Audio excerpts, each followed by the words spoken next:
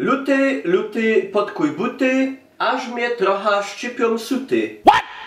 Witam pięknie kochani, tą wspaniałą rymowanką w miesiącu lutym i zaczynamy go waszym ulubionym kontentem, czyli kulinarią. A z czym dzisiaj będziemy się mierzyć? Bistro pizza po śląsku. Kolejny produkt spożywczy, że tak powiem, żerujący na kuchni śląskiej. Proste historie, bistro po śląsku, mamy tutaj napisane nawet w alfabecie ślabikorzowym, z białą kiełbasą i chrzanem. Polskie smaki, biała kiełbasa z majerankiem, prawdziwy sos chrzanowy. Teraz oczywiście, tradycyjnie wypadałoby zastanowić się, co takiego śląskiego jest w białej kiełbasie i w chrzanie. Patty, może ty wiesz? Nie wiem. No, ja też nie wiem. Proste historie to proste sposoby na popularne dania. Prostymi historiami dzielimy się codziennie przy wspólnym stole. Poznaj jedną z nich. Witamy na Śląsku. Co powiesz na pizzę inspirowaną śląską kuchnią? Zadbaliśmy o odpowiednią koronkową oprawę i smakowite dodatki. Biała kiełbasa i chrzan?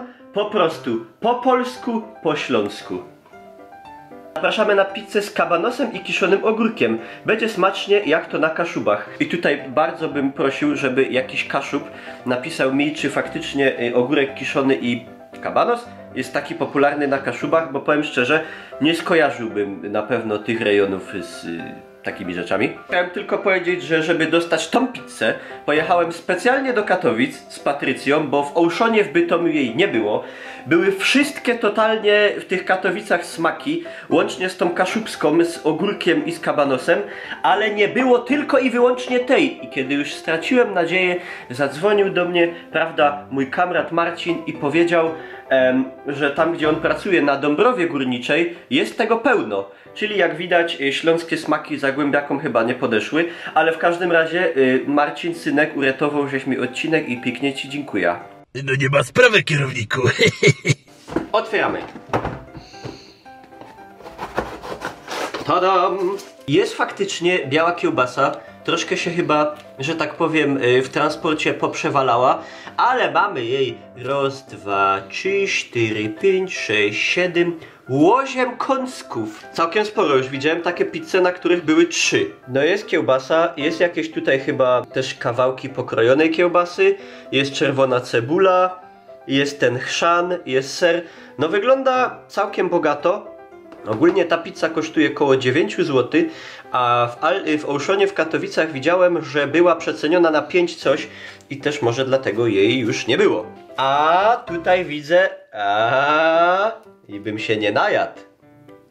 O, tam było 180, 200, to dajmy 190 i do pieca. Myk. 9, 10, 11, 12, 13, 14.